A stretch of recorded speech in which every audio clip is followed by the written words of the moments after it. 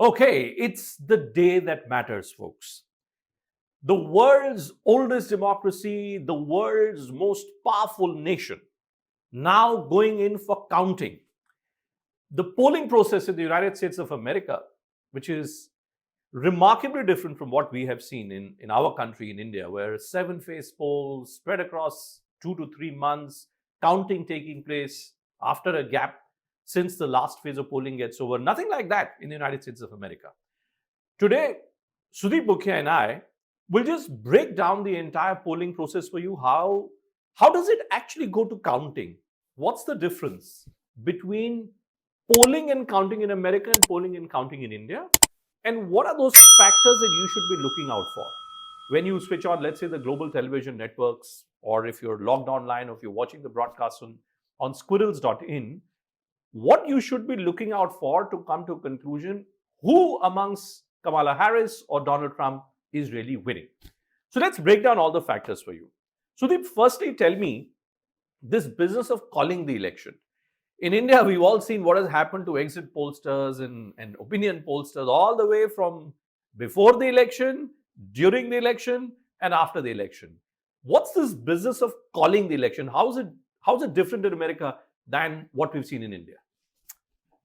So, in the US, it's called, we also call it now calling the election. But calling the election in the US is, I think now, about 120 years old.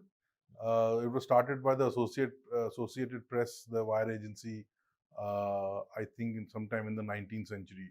And it's still continuing. The biggest difference between the Indian system and the American system is that there is no election commission in the United States. Like us, we have an election commission which basically becomes the government of the time till the election, in the process of the election until the result is declared. There is nothing like that there. There is a federal election commission which only looks at financing and misappropriation of funds or misuse of funds and so on and so forth. So they don't have that. So there is nothing which you can go to and say, are the results out? Who is winning? Who is losing? It is all left to the media, and the media performs the job of calling out elections and saying X is winning or Y is winning at this state and that state. And the other big thing is, because it's so decentralized, that it is state by state. India also does it state by state, but their state by state meaning, because it's an indirect election, you have to, much like our presidential election, you have to elect somebody who will then, by the vote, by the power of their vote, decide who the president is. So there are these vital differences between the Indian and the American. I think that's an important distinction to make, that there is no election commission in the United States of America. I mean, look at the kind of controversies that we have seen against the election commission in India, a massive rebuttal coming from the ECI. But here in India, Sudeep, like let's say Maharashtra is going to polls, and the whole focus in Maharashtra is how many independents are in the fray, which independent is going to be vote katua. In America, the entire discourse we've seen is all about the swing states, how these 7 key swing states are adding up, how many votes are they together accumulating to the electoral college. What's the story of these swing states, and what are the polls suggesting there? So, the swing states is an interesting concept. We call it bellwether here, but it's exactly the opposite of what they call bellwether or swing states. They say that swing states are those states, normally in the US, it is a very clear blue or red, Democrat or Republican. So now states will consistently vote for Democrat or Republican over several decades. Unlike in India, where governments have changed, somebody comes in out of opposition and starts ruling, then loses the election and goes into opposition. Here it's consistent. There are 7-8 states which don't follow that pattern in the US, out of 51 states, 50 states. There are 7-8 states which don't follow that. So sometimes they flip, what they call they flip. So they'll be Democrat one election and they'll become Republican the other election. So for instance, right now, I'll just quickly look at the New York Times website, which I've got open. The main key states here, the swing states here, are Pennsylvania, North Carolina, Nevada, Michigan, Georgia, Wisconsin, and Arizona. Right now, what the New York Times is showing is that Pennsylvania is 49-48 in favor of Trump, even though they don't really call it in favor of, because Statistically, the number is so small that they say it's even. In North Carolina, Trump is leading by 1. In Nevada by 1. In Michigan, Harris is leading by 1. Trump is leading Georgia by 1. And Wisconsin, Harris is leading by 1. The only one where there's a clear majority, clear difference is in Arizona, where Trump is 50 and Harris is 47. So just on that, now let's say in India, you have so many television networks and you have so many print publications.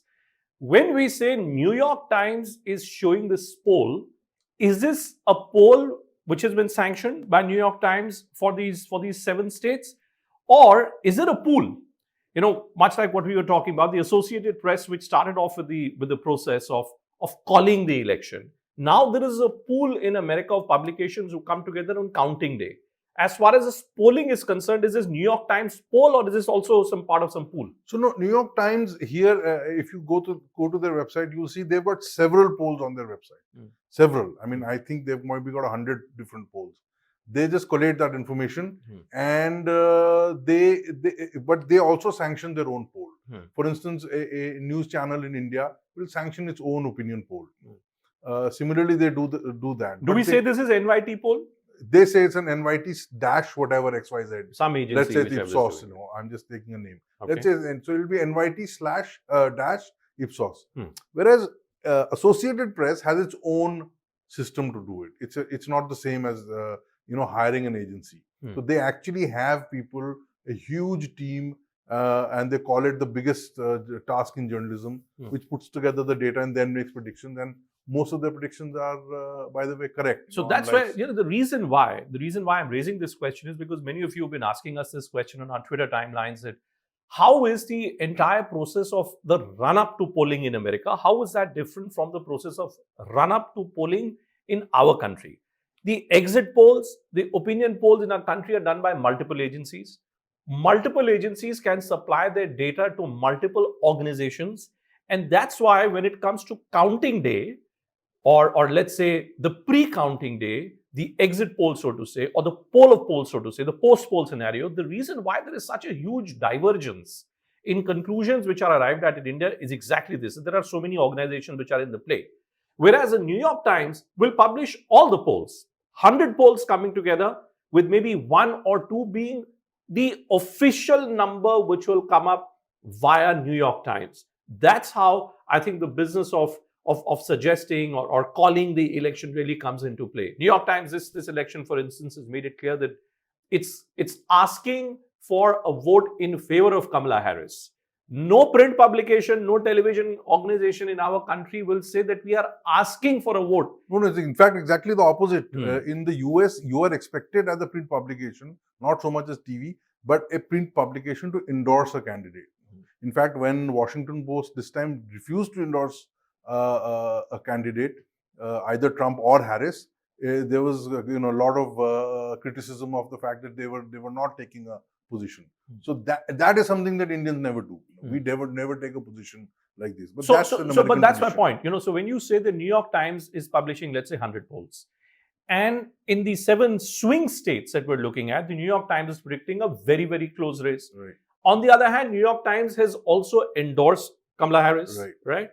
So the poll being shown by New York Times, is it in consonance with the endorsement which is being done by New York Times? No, there is no such consonance. It's a simple thing. New York Times is telling its readers, these are the reasons why you should not vote for Trump.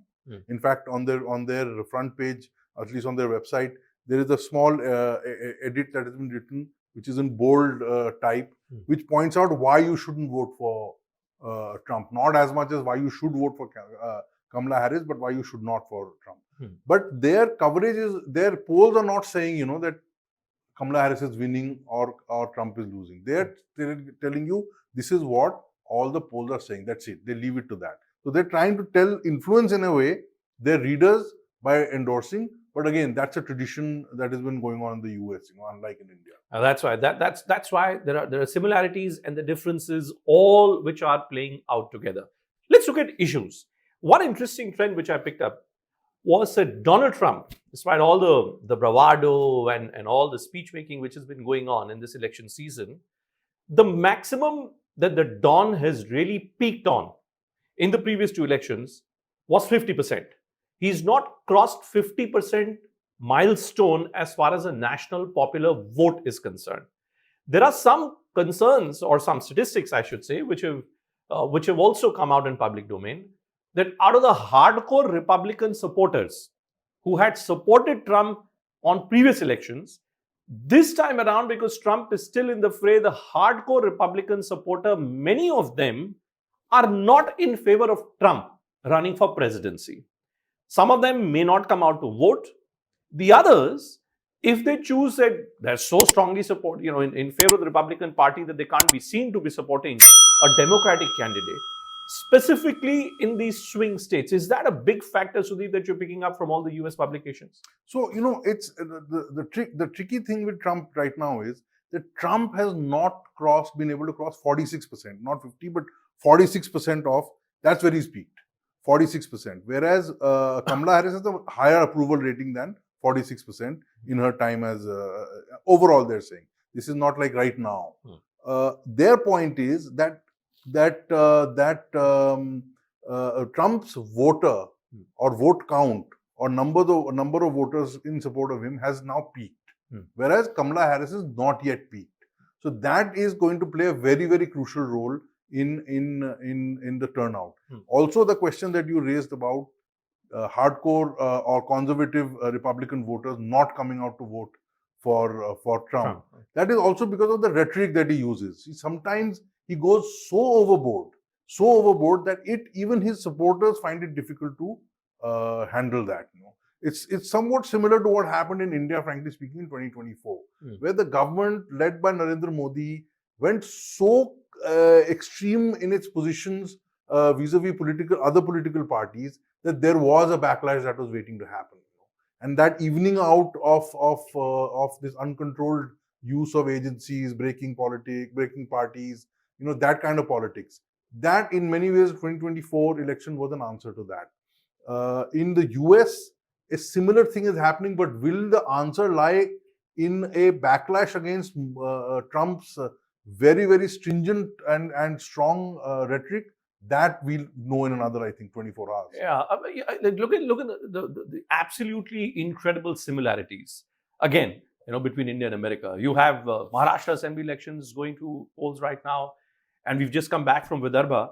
And the one factor which we saw extensively being spoken about was the sheer disgust with which a lot of Maharashtrians express with all this politics of Jodo and Todo. Maharashtra pride. In Bal Thackeray's time, it was Marathi Asmita. Now it is Maharashtra pride, a sentiment which exists across the state. Look at what is being stated by Elon Musk in the United States, and someone who's supposed to be cutting down government costs. He's supposed to be the minister for bringing efficiency with a future US government, which if it ends up being led by Donald Trump. So, there are a lot of similarities. Let's make America great again versus there is an assault on Maharashtra pride. Look at how Donald Trump started wearing a garbage collector's jacket. It reminded me of what had happened in 2019 when the Congress had launched a jibe against the Prime Minister saying Chaukidar chor hai. And what did the BJP do? The BJP said, Main bhi chaukidar. It ended up becoming a campaign about putting together the poorest of the poor, the most backwards. And look at the kind of results which the Prime Minister got.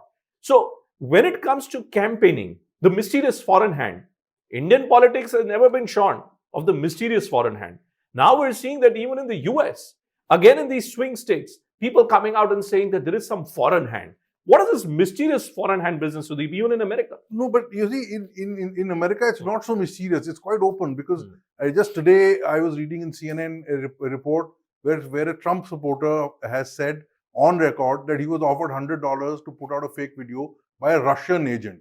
Now, this Russian interference this talk has been happening from the time of when Hillary Clinton was fighting to become the president, which eventually she lost to Trump. The Russian angle to interference in American elections is openly talked about. I don't think it is so openly talked about in our context where we say, that China is interfering or America is interfering. In general, yes, in politics or in social circles, people talk about this.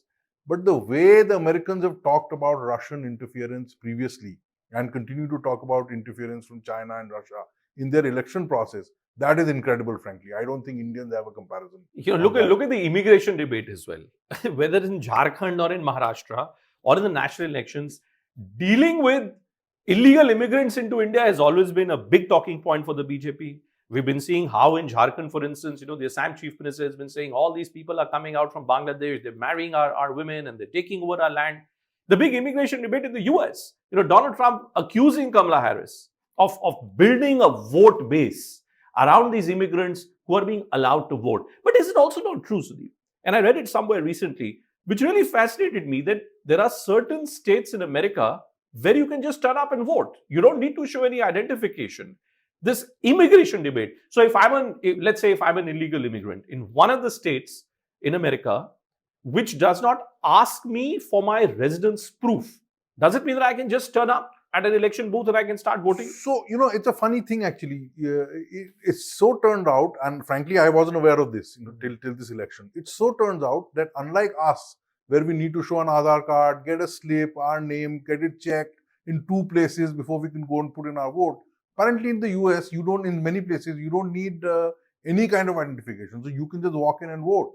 Now, the Republicans have raised this repeatedly and said undocumented illegal workers are coming in and voting for Kamala Harris because Kamala Harris has allowed immigrants to go free. Now, the record doesn't actually hold that that's true, but the rhetoric around it, the political rhetoric around it is that Kamala Harris is not tough on immigrants.